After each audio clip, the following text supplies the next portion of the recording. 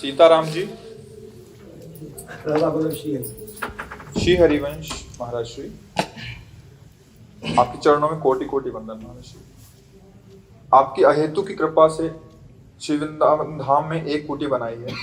आपके श्रीमुख से निम्न प्रश्न का भाव स्पष्ट हो जाए तो हमारे ऊपर अपार कृपा होगी। पहला प्रश्न, क्या साधना और कृपा का परोक्ष या अपरोक्ष संबंध है? कृपा से साधना प्राप्त होती है और साधना से कृपा का अनुभव होता है। समझ पाए? साधना शब्द की अंतिम अर्थवृत्ति है कोई चाह न रह जाना। साधना, कोई चाह न रह जाना, अचाह हो जाना ही साधना का अंतिम फल है। साधना क्या है? मन, बुद्धि, चित्त, अहंकार, 5 ज्ञानेंद्रियां, 5 कर्मेंद्रियां, इनका जो प्रकृति जनित वस्तु, व्यक्ति, स्थान, विषय, इस पर जो आकर्षण है, उस आकर्षण को मिटा करके स्वरूप में स्थित हो जाना या अपने आराध्य देव के नाम रूप लीला गान में इनको समर्पित कर देना, इसका नाम साधना है। बिना भगवत कृपा के न नाम उच्चारण कर सकते हो, न धाम आ सकते हो, न रूप का चिंतन कर सकते हो, न लीला गायन कर सकते हो, न लीला श्रवण कर सकते हो। इन सब में कृपा, जैसे हरिवंश कृपा हरिवंश कहें, हरिवंश कहें हरिवंश लाएं। हरिवंश की कृपा से ही कोई बोल पाता है हरिवंश। जय नाम ते कृष्ण, उनकी कृपा से हम नाम जप पाते हैं। प्रथम यथामति प्रणो श्री वृंदावन अतिरम्य श्री राधिका कृपा बिनु सबके मननगम। मन से भी वृंदावन को आप स्मरण नहीं करते, शरीर से आने की तो बात जाने दो। बिना श्री किशोरी जी की कृपा के नाम और धाम और जो रूप है, ये नाम की कृपा से प्रकाशित होता है। जब निरंतर नाम चलता है तो नाम रूप को आकर्षित करके उपासक के हृदय में प्रकाशित कर सकता है। और जो लीला गायन और श्रवण है, ये तो विशुद्ध कृपा है। बिना भगवान की कृपा के कोई भगवान की लीला सुन नहीं सकता, भगवान की लीला गा नहीं सकता। लीला गायन और श्रवण दोनों में विशुद्ध भगवान की कृपा होती है। इसी को सत्संग कहते हैं। लीला गायन और लीला श्रवण, ये सत्य का लीला है, सत्य के चरित्र है, सत्य के गुण है। तो इन्हीं का मन से संग कराना सत्संग कहा जाता है। चाहे वो गायन हो, चाहे वो श्रवण हो। तो बिन सत्संग विवेक न हो, और राम कृपा बिन सुलभ न सोई। यदि साधु समागम जो साधन का मुख्य हेतु होता है, तो अब मोहि भाव भरोस हनुमंता बिनु हरि कृपा मिले। तो कृपा से साधन का संयोग बना। जैसे मनुष्य शरीर कृपा से मिला, साधु संग कृपा से मिला, उनके मुख से नाम कृपा से मिला, उनके मुख से महिमा सुनकर धाम का सानिध्य कृपा से मिला, लीला गुण श्रवण ये सब कृपा से मिला। अब ये करो तन्मयता पूर्वक, तो आप कृपा का परिचय जान जाएंगे। और जहां कृपा का परिचय मिला तो परम पद के अधिकारी हो जाओगे, डूब जाओगे। हमारे परिचय जो प्रारब्धवशात प्राप्त सुख दुख को निरपेक्ष भाव से भोग लेता है और प्रतिक्षण भगवान की कृपा मनाता रहता है और उनके स्मरण में तन्मय रहता है, वो परम पद को ऐसे प्राप्त हो जाता है जैसे पिता की संपत्ति का अधिकारी पुत्र हो जाता है। समझ पा रहे? कृपा से साधना और साधना से कृपा का अनुभव। बस जहां कृपा का अनुभव हुआ तो जानत तुम्हें हो जाए, भगवत स्वरूप ही हो जाता है। महाराज जी, संतों और शास्त्रों में पढ़ने में आया है कि पुण्य पुंज बिनु मिले ही न संता, और एक जगह ऐसा भी मिलता है बिनु हरि कृपा मिले ही नहीं संता। दोनों का क्या एक ही भाव है? थोड़ा सा भाव अंतर कर लेते हैं। सबसे बड़ा सुकृत भगवान का नाम स्मरण है। इससे बड़ा कोई तीर्थ नहीं, कोई सुकृत नहीं, कोई कुछ भी नहीं। इससे बड़ा कुछ नहीं, भगवान के नाम से बड़ा कुछ नहीं। क्योंकि जिन तीर्थों को पावन करने के सामर्थ्य, उन तीर्थों को भी पावन करने के सामर्थ्य नाम जापक उपासक में होती। तीर्थी कुर्वन्ते तीर्थानि, वो अपने चरण पधारता है तो तीर्थों में पाप नष्ट करने की सामर्थ्य बढ़ जाती है। कहां से आई? नाम से। सबसे बड़ा सुकृत नाम है। जब हम कभी शास्त्र श्रवण करके, शास्त्र पठन करके बात जानते हैं, हम और पुण्यों का महत्व नहीं रखते, क्योंकि अब आप कह सकते हो क्यों? क्योंकि अपना अस्तित्व रखकर, अपनी सामग्री समझकर जो दान किया जाता है, उस सुकृत में इतने सामर्थ्य नहीं है कि वो भगवत प्रेमी महात्माओं का सानिध्य प्रदान कर सके। वो आपको कई गुना बढ़कर मिल सकता है, लेकिन उसमें सामर्थ्य नहीं। सबसे बड़ा सुकृत है भगवान नाम। जब कोई उपासक भगवान नाम जप में अपनी रुचि प्रकट करता है, तो उस नाम के प्रभाव से संत स्वयं आकर जब मिले, स्वयं आकर, तो जान लेना कि हमारे सुकृतों का ये फल है। और जब आप अपने सत्संग को सुनकर, महिमा सुनकर, बात सुन करके आप वहां जाने की चेष्टा कर रहे हैं, आपका वहां भाव बढ़ रहा है और आपके हृदय में बिल्कुल निश्चय हो गया कि अब हम संत के समीप जा रहे हैं, तो जो नाम जप से, जो भगवत वार्ता सुनने से आपके हृदय में भाव आया, तो उसमें प्रधान कृपा हुई और वही कृपा आपको उन संत से मिलाकर उसमें मिला देगी। बिना नाम जप के हम किसी सुकृत का महत्व नहीं समझते, और नाम जब कृपा से होता है तो लौट करके हम एक शब्द में कह सकते हैं कि पूर्ण कृपा ही कृपा है, कृपा ही कृपा है। अगर विभीषण जी नाम उच्चारण न करते तो हनुमान जी महाराज बिल्कुल प्रवेश नहीं होते उनकी कुटिया में। तो राम नाम ते सुमिरन कीना, हृदय हरसि कपि सज्जन चीन्हा, ये सन हट करी हो पहचानी, साधते हुए न कारज। पहुंच गए जी, हनुमान जी को देखा, उनके हृदय में ऐसी द्रवण क्रिया हुई, बस लगा या प्रभु का दास। ऐसा हृदय में नहीं हो सकता अन्य के दर्शन से। तो पूछ रहे कि तुम हरिदास हुई, मोरे हृदय प्रीति अति हुई, कि तुम राम दीन अनुरागी, आयो मोहि करण बड़ भागी। हनुमान जी परिचय बताते बोले, अब मोहि भाव भरोसा हनुमंता, बिनु हरि कृपा मिले नहीं। हरि की कृपा क्या?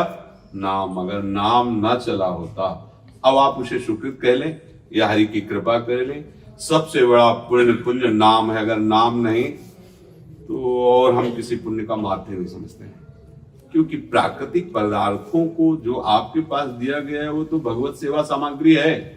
आप अपनी मान के देखो, कई गुना मिल जाएगा। जब इतने में नहीं समझ पा रहे हो तो और कई गुना मिल जाएगा तो क्या समझ पाओगे? एक ही सबसे बड़ा सुकृत है भगवान नाम। हाँ, उसे जब फिर आप सुकृत मान लीजिए या कृपा मान लीजिए, बात एक ही है, अलग अलग शब्दों में उनकी। पर मुझे तो पूर्ण कृपा ही कृपा दिखाई देती है। अगर नाम भी जब करेगा तो कृपा से, और सुकृत का कोई महत्व नहीं। जैसे महाराज नृग, हमें लगता है कि बिरला ही कोई ऐसा सुकृतवान होता है। बिल्कुल अनजाने में अपराध बना, ब्राह्मण की गाय, महाराज को गिरगिट बन के गिरना पड़ा। भगवान अपनी तरफ से कृपा करके उनका उद्धार कर रहे हैं। तो सुकृतों की क्या दम है। बड़े भारी सुकृत करने वाले महाराज नहुष देवराज इंद्र के पद पर अभिषिक्त होते हैं, परिणाम स्वरूप अजगर बनते हैं। पूरी कथा है। परिणाम स्वरूप क्या हुआ? सुकृत का फल। सुकृत कोई खास बात नहीं है, नाम जब, इसे हम सुकृत कह सकते हैं। अगर सुकृत शब्द दे सकते हैं तो नाम को दे सकते हैं, और नाम कृपा से चलता है। तो मानो कृपा से नाम में, और नाम से आप उसे सुकृत शब्द दे के कह दे कि संत मिलन हो गया, तो सुकृत मान लो नाम जप की कृपा से, और भगवत कृपा से नाम जप होने लगा। संत कृपा से नाम का महत्व हृदय में प्रकाशित हो गया। हमें तो पूरे सिस्टम में कृपा ही, उसी कृपा को सुकृत कह रहे हैं, और अलग कोई सुकृत नहीं। अगर कोई समझे कि बाहरी दान पुण्य फल फूल खावाना पिलाना और वो अपनी वस्तु से, तो उसमें कभी भगवत आराधन नहीं होता। ध्यान रखना, अपनी वस्तु मान करके और अपनी भोग सामग्री को किसी को देना, इसे भगवत आराधन नहीं कहते। भगवत आराधन प्रारंभ में भी होता है, तो दियम वस्तु गोविंदम तुभ्यम सर, आपकी दी हुई वस्तु से, आपकी मतलब धरोहर दे रहे हैं, दान नहीं है, धरोहर है, आपने दी थी, आपको दे दिया। तो ये भाव, मतलब अगर हम लौकिक वस्तुओं की महत्ता बैठालते हैं कि नहीं दान पुण्य से ऐसा होता है, हमारे यहाँ इसका कोई महत्व नहीं। कहीं अवसर आया तो उसका है, वो ले लेगा, ऐसे नहीं लेगा, जबरदस्ती ले लेगा, छीन लेगा, आपका है नहीं। हाँ, सुकृत हम अगर मानते हैं तो इस बात का मानते हैं कि नाम जप आपका चल रहा है और नाम दाता संतों के प्रति आपका प्रेम है, इसी को हम बड़ा भारी सुकृत कह सकते हैं। अन्यथा सुकृत शब्द का हमारे यहाँ कोई महत्व नहीं। आप बताओ क्या महत्व है और किसी सुकृत का? मथुरा के ब्राह्मण इतने बड़े सुकृतशाली, यज्ञ में निरंतर तत्पर रहते हैं, पूरा भागवत में वर्णन है, क्या मिला सुकृत का फल? हाँ, ये कह सकते कृपा से पत्नियां ऐसी मिल गई कि भगवत साक्षात्कार उनको हो गया और वो उनके दर्शन कर लिए, ये इतनी बात। नहीं तो घोर अपराध कर दिए, भगवान मांग रहे मना करे, क्या सुकृत काम कर रहा है वहां? सबसे बड़ा सुकृत है भगवत प्रेमी महात्माओं का सानिध्य और नाम जप। इसी को आप कृपा शब्द से बुला लो या सुकृत शब्द। जैसे कहते हैं कि हमारे सारे सुकृत सफल हो गए, हमें वृंदावन आने का सौभाग्य मिला, तो ये कहने में वो सुकृत शब्द आ रहा है, क्या उसका सही स्वरूप आएगा कृपा ही नहीं। जैसे मनुष्य शरीर है, किसी सुकृत से मिला है क्या? हमने तो जहां तक शास्त्रों में पढ़ा, संतों से सुना, तो कवहू का करी करुणा नर दे और देत ईस बिनु हेतु, बिना हेतु के, समझो बिना कारण के ये मनुष्य शरीर मिला है। हमारे यहाँ सेवक जी कहते हैं संस्कृति मांझ बरियाई के पायो मानुष देव व्रता कद। संस्कृति चक्र को रोक दिया हरि ने कृपा, वो बीच से निकाल लिया आपको और मनुष्य शरीर दे दिया। अब वही कृपा करके नाम रूप लीला धाम के रस में डूबे हुए संतों से मिलाते हैं। अब उसे आप सुकृत कह लीजिए या आप उसे कह लीजिए कृपा। हमें तो कृपा ही नजर आती है और सुकृत शब्द उसी कृपा के अंतर्गत है। और जो सुकृत है, स्वर्ण दान, ये दान, वो दान, उसमें अहम रहता है, मैं दाता। और मैं दाता में जो कुछ भी होगा वो मायाकृति होगा, सच्चिदानंद नहीं होगा। आप ब्रह्म स्तंभ पर्यंतम सर्वम मायामयम जगत। ऐसा दान करो तो स्वर्ग भी चले जा सकते हो, ब्रह्मलोक तक जा सकते हो, लेकिन आप ब्रह्म स्तंभ पर, तिनके से लेकर ब्रह्मलोक तक सब मायाकृत है ही है, उसका कोई खास महत्व नहीं है। मायाधीश प्रभु पर हमारा चित्त बलिहार हो जाए, प्रतिपल उनका चिंतन हो, इसे सुकृत कह सकते हो, भाग्यशाली कह सकते हो, कृपा पात्र कह सकते हो। ये शब्द है मगर मूल तो कृपा ही है। विष्णु जी,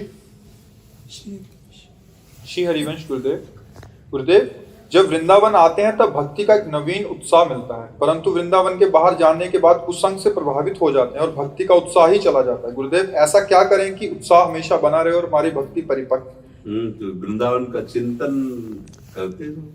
शरीर वृंदावन में नहीं है तो वृंदावन को चिंतवन, यह दीप उर्बार कोटि जन्म के अगत में काट करे उजियार। वृंदावन का अपने पास एक सीसी कैमरा अंदर है जो बिना देखे बिना समझे मुझे भी रिकॉर्ड करता रहता है। भजन में बैठो तो सीसी कैमरा चालू हो जाएगा, वो जन्म जन्मांतरों के जितने भी गुण दोष है सब आने शुरू हो जाएंगे आपके अंदर। सभी लोग कहते हैं ना पहले तो इतना नहीं होता, जब भजन बैठते बड़ी गंदी बातें आती, क्यों? यही समेटा है। अपने पास एक स्मरण शक्ति है, आप उस स्मरण शक्ति को वृंदावन को देखिए। आप कह रहे हैं कि वृंदावन के दर्शन से आने से भक्ति का होना भी चाहिए, क्योंकि ये तो भक्ति का विशुद्ध स्वरूप ही है, वृंदावन वैष्णो धाम है।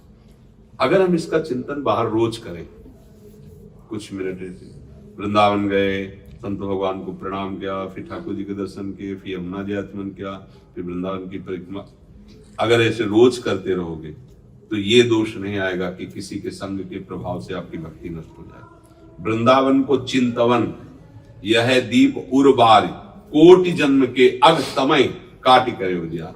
करोड़ों जन्मों के पापों का नाश करके, अंधकार का नाश करके प्रेम का प्रकाश। ऐसा करो, ये चिंतन कर सकते हो आप। सेवा कुंज देखो, निधिवन देखो, बिहारी जी देखो, राधा वल्लभ अपने स्मरण में बसाओ और रोज 10 मिनट बैठ करके वृंदावन आ जाओ। हमसे आ गए, परिक्रमा भी कर ली, सबसे मिल भी ली, और ये सत्य है, इसलिए आपकी जो भावना है ना वो सत्य फल देगी।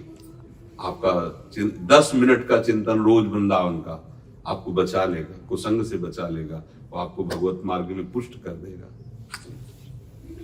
प्रीतम, गुरुदेव, आपके श्रीमुख से सुना है कि ब्रिजवासियों के प्रति अपराध ना बने, परंतु गुरुदेव मेरी शादी गोवर्धन में हुई है और कभी कभी पारिवारिक परिस्थितियों की वजह से बोलना पड़ता है और अपराध बनता है। उस परिस्थिति में मैं क्या करूं, मेरा मार्गदर्शन करें। महाप्रभु चैतन्य देव जी जब बालक थे तो एक बार उनके पिताजी ने, जगन्नाथ मिश्र जी ने बहुत डांटा उनको। तो स्वप्न में एक महापुरुष प्रकट हुए और कहा कि कभी मत डांटना, जानते हो तुम ये कौन है, उनका जानने की जरूरत नहीं है। हम केवल इतना जानते हैं कि हमें सौभाग्य देने के लिए जब ये पुत्र रूप में आए हैं तो डांटा भी और जरूरत पड़ने पर इनको चपत भी लगाएंगे। हमें नहीं जानना है कौन है, हम जानते हैं हमारे हैं। बात समझ पा रहे हो? ये सिद्धांत है और ये संबंध है। सिद्धांत है, जानते हो कौन है, ब्रजवासी है। संबंध क्या है, हमें नहीं जानना। वो हमारे अमुक है, वो हमारे अमुक है, जरूरत पड़ेगी डांट लगाएंगे। अब ऐसा थोड़ी, अब पत्नी रूप से कोई ब्रजवासी कन्या प्राप्त हुई है तो रोज बैठकर आरती पूजा थोड़ी करेंगे, उससे पत्नी जैसा ही व्यवहार रखेंगे, क्योंकि वो हमें सौभाग्य देने के लिए इस संबंध में आए। जरूरत पड़ेगी हम डांटेंगे, जरूरत पड़ेगी उनको समझाएंगे। अब उसमें थोड़ी कि अगर हम डांटे तो, ये है हमारा भागवतिक सिद्धांत और ये है आपका संबंध। संबंध और सिद्धांत दोनों को समझना होगा। समझ पा रहे ना? हाँ, इसमें डरना नहीं।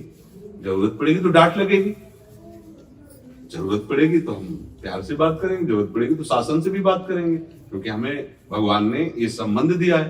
तो उसमें जरूरत पड़ेगी तो मान लो जो रिश्ते हैं, जो नाते हैं, जो संबंधी, उनसे हम उस तरह व्यवहार करेंगे, उसके अनुकूल व्यवहार करेंगे।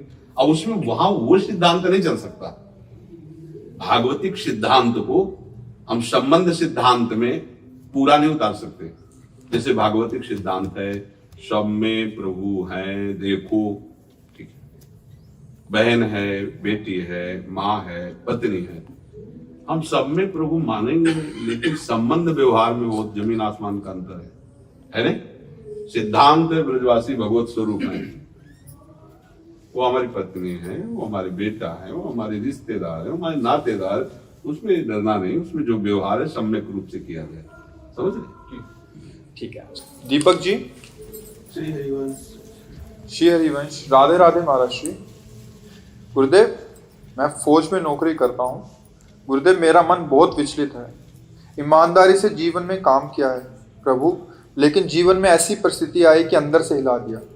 गुरुदेव, ऐसा क्यों होता है कि अच्छा काम करने पे भी ऐसा मिलता है और देखा जाता है कि जो लोग बुरा करते हैं उनको उन्नति हो रही है, उनका सब कुछ ऐसा हो रहा है? गुरुदेव कृपया मार्गदर्शन करें। पहले तुम विनोद की भाषा में बोलते हैं। अगर बुरा किसी ने किया है और उसे 8वीं मंजिल पर चढ़ा के ले जाया जा रहा है तो आप उसको खुशी नहीं होना चाहिए और आपको प्रशंसा नहीं करनी चाहिए, क्योंकि वो 8वीं मंजिल से जाके पटका जाएगा नीचे, किसी काम का नहीं रहेगा। बुरे आचरण करने वाला त्रिकाल में भी शांति को प्राप्त नहीं हो सकता। वर्तमान में तुम्हें दिखेगा। क्यों दिखेगा? इसका कारण, जब कोई यहां धर्म विरुद्ध आचरण करता है तो हमारा जो भागवतिक सिद्धांत है उसमें उसके जो पुण्य जमा होते हैं उनको फटाफट दिया जाता है उसको, क्योंकि जब तक पुण्य नष्ट नहीं होंगे तब तक वो पुण्य उसको सही दंड देने में बाधा पहुंचाते रहेंगे, उसको बचाएंगे। तो सबसे पहले किया जाता है उसके पुण्य दिए जाते हैं। सिद्धांत को, आंतरिक सिद्धांत को समझना। जैसे कोई हत्या कर रहा है, व्यभिचार कर रहा है, गंदे से गंदा आचरण कर रहा है और उसकी आपको लौकिक भाषा में उन्नति दिखाई देती है और प्रोग्रेस होता चला जा रहा है, तो जानते क्या हो रहा है? उसका जो स्टॉक जमा है पुण्य का वो दिया जा रहा है। इसके बाद वर्तमान का पाप और पूर्व का पाप जो ही वह सुकृत बीच से हटा और जहां जुड़े तो ऐसा ब्लास्ट होगा, लहान को कुल रोग निहारा, राम विमुख हाल तुम्हारा। लात मारते तो बंदर, जैसे फुटबॉल में मारा जाता ना, उस रावण की खोपड़ी में जिसके चलने पर धरती कांपती थी और दिशाओं के लोकपाल भयभीत हो जाते थे, बंदर लात मारते थे तो मंदोदरी कह रही थी, राम विमुख हाल तुम्हारा, लहान को कुल रोवन। वर्तमान की उन्नति और पापाचरण, इस पर विश्वास मत करना। अब दूसरा सिद्धांत, एक सुकृतवान धर्म से चलता है, सत्य से चलता है, अपने सत्य के पैसे से परिवार का पोषण कर रहा है। अब उसके जीवन में विपत्ति पर विपत्ति, घटना पे दुर्घटना, अब उसका जो पूर्व पाप उसके सुख में बाधा पहुंचाने के लिए तैयार है, उसको फटाफट भुगवाया जा रहा है। चुप रहना, और जिस दिन पीछे का पुण्य और आगे का धर्म तुम्हारा जुड़ेगा, लंबा समय आपका महान सुख में जाएगा। विश्वास कर लेना, धैर्य पूर्वक चलना। बड़े बड़े धर्मात्माओं को इसी पद्धति से देखा हो तो आप उनका जीवन, पांडवों को कितना कष्ट मिला, लाक्षागृह में जलाने की कोशिश की, वनवास दिया सब, लेकिन सिंहासन पर कौन आरूढ़ हुआ? पक्ष में कौन था उनके? भगवान। सत्य के पक्ष में भगवान होते हैं। थोड़ा सा ऐसा लगता है, पर वो भी हमारे पूर्व कर्मों का फल होता है, निश्चित समझ लेना। आज आप सत्य से चल रहे हो, कल हमने कुछ ऐसे कर्म किए हैं जिनको हमें भोगना ही पड़ेगा। जैसे 13 वर्ष की अवस्था से अभी तक ऐसी कोई हिंसा नहीं की, मांगना खाना, भगवान के भजन में जीवन में विचरण करना, ऐसे छोटी मोटी कभी गलती हो गई हो, भूल से कोई जीव मर गया हो, बात अलग है। कभी ऐसे किसी को कटु वचन कि दुख पहुंचे, मारना, तो दोनों किडनी फेल है। अतरे दिन डायलिसिस होता है, भयानक कष्ट डायलिसिस में होता है। ऐसा थोड़ी कि डायलिसिस आराम से लेट गए हो रहा है। पूरी नस नाड़ियों से जब रक्त प्रवाह अपनी मशीन की वो जो अपने सहज स्वभाव से रक्त चलना अलग बात होता है, जब उसको वो फोर्स से घसीटती है ना, हर नस नाड़ी ऐसे 4 घंटे घड़ी देखते थे कैसे करते हैं। अब क्या है, जीवन में हमने कोई ऐसा भयानक पाप नहीं हुआ जिससे हमें दंड मिलना चाहिए। अरे हमारा स्टॉक है जो हमने गोदाम में कमा के रखा था ना, वो माल चल रहा है। ये फसल है नई, ये फसल बहुत बढ़िया है। पुरानी फसल का जो अन्न जमा है वो खाना पड़ेगा, क्योंकि नई फसल का आगे फल मिलेगा। पुरानी फसल का घबराना नहीं, हमें अपनी नई फसल बर्बाद नहीं करनी, पुरानी फसल में जो गोदाम में रखा उसे भोग लेना है। इसलिए बड़े बड़े धर्मियों को, सत्कर्मियों को, भगवत मार्ग के पथिकों के भी जीवन में भयानक कष्ट देखा गया। ये भयानक कष्ट है, और इस कष्ट में ये दिनचर्या चल रही, ये लाडली जी की कृपा से चल रही। कितने बड़े बड़े महापुरुषों को देखो कैसे कैसे कष्ट मिले, आखिरी जन्म है। अब जो भी गोदाम में जमा है वो आग लगा दिया जाएगा, उससे जो निकल आया है उसको भोगना पड़ेगा। इस शरीर का जो निर्माण उससे हुआ है, अब इस शरीर को भोगना पड़ेगा। इसलिए घबराओ मत, सत्य कभी दुख नहीं देता और असत्य कभी सुख नहीं देता, बैठा लीजिए। तो सत्य में चलने वाले को दुखी नहीं होना चाहिए। आएंगे कष्ट, ऐसा नहीं कि नहीं आएंगे, और हमारे ही पूर्व आएंगे, हमें कोई नया कष्ट नहीं दे सकता। नया तो हमारा धर्म चल रहा है ना, ये हमें सुखी करेगा। इसलिए इसमें कभी दुखी नहीं होना चाहिए, विक्षिप्त नहीं होना चाहिए। एक बार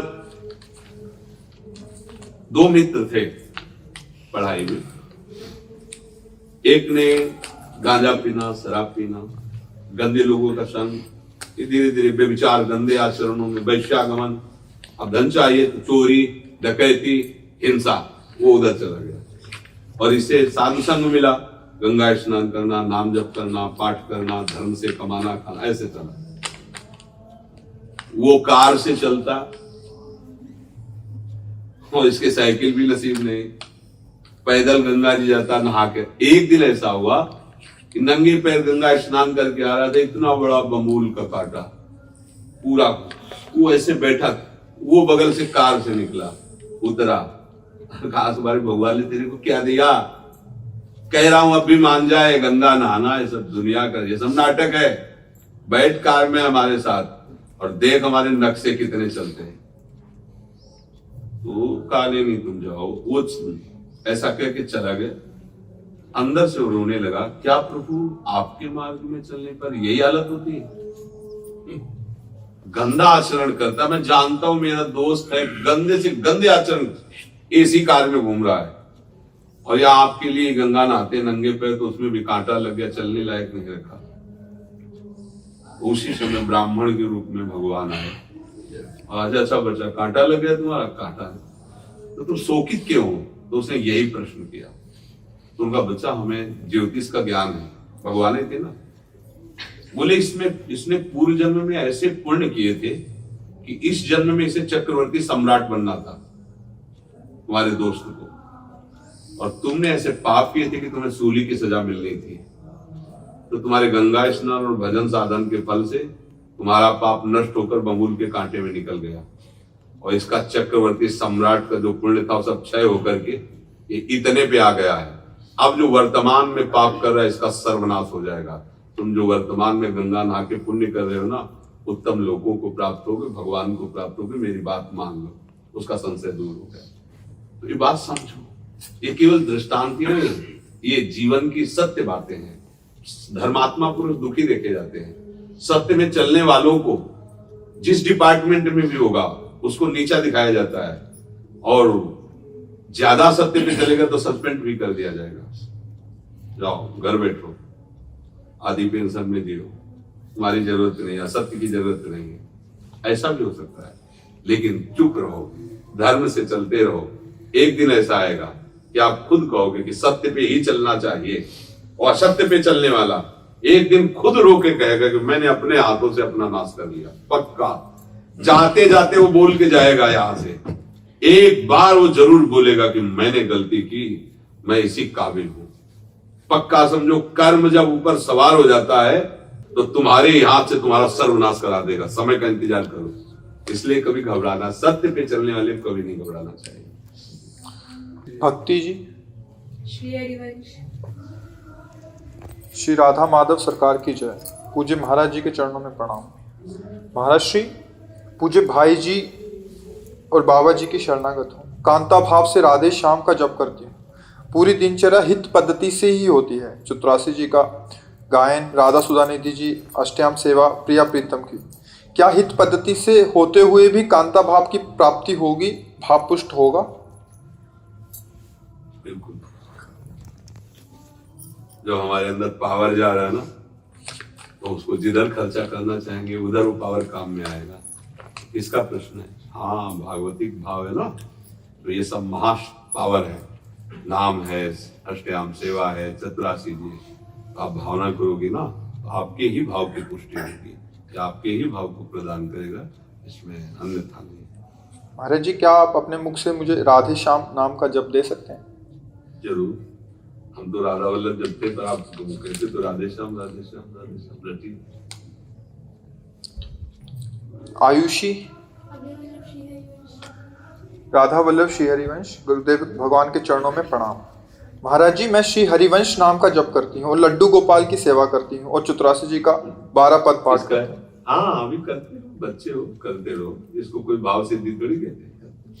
धीरे धीरे धीरे धीरे धीरे जो आचार्य कृपा होती, गुरु कृपा होती, तब असली भाव आता है। जब जो भाव आचार्य प्रदत्त होता है उसी का स्वरूप जागृत होता है। जैसे अपने लोग हैं, आचार्य शरणागत हैं, आचार्य की पद्धति से चलने की चेष्टा करते हैं, उनके द्वारा दे, उन्हीं की कृपा से सहचरी भाव का प्रादुर्भाव होता है। हमारी कल्पना नहीं होती, बस फिर उसमें आगे कोई प्रश्न नहीं रहता, वो सब अपने आप चलता रहता है। अभी बच्चे हो, खूब आराधना करो, नाम जप करो, चतुरासी जी गोपाल जी की सेवा करो, किसी की भी सेवा करो, सबको भगवत भाव से देखो, इसी का फल होगा धीरे धीरे। ये अभी हमारी भावनाएं हैं। आचार्य प्रदत्त जो भाव होता है वो त्रिगुणातीत होता है, वो कालातीत होता है। जैसे किसी को गोपी भाव की सिद्धि हुई आचार्य कृपा से, तो अब ये थोड़ी उसमें भाव थोड़ी लगाना होता है। जैसे ये शरीर पुरुष भाव में प्रगट में है, तो अभी थोड़ी लगाना थोड़ी कि हम पुरुष हैं, हम पुरुष, ऐसा थोड़ी सोच रहा है। तो है ऐसे सहचरी भाव जब जागृत होता है तो ये सब भाव मिट जाता है। मैं श्री जी की शकी हूं, ऐसा अनुभव होता है। जब गोपी भाव सिद्ध होता है तो इसी स्थिति में होता है, मैं लालजू की प्रिया हूं, ऐसा उसको अनुभव में आता है। नाम जब करती है। महाराज जी, अपने श्री मुख से नाम लेने की कृपा करें। हम तो जपते राधा वल्लभ श्री हरिवंश, राधा वल्लभ श्री हरिवंश, राधा राधा राधा, इसमें जो मन भावे सो जपो।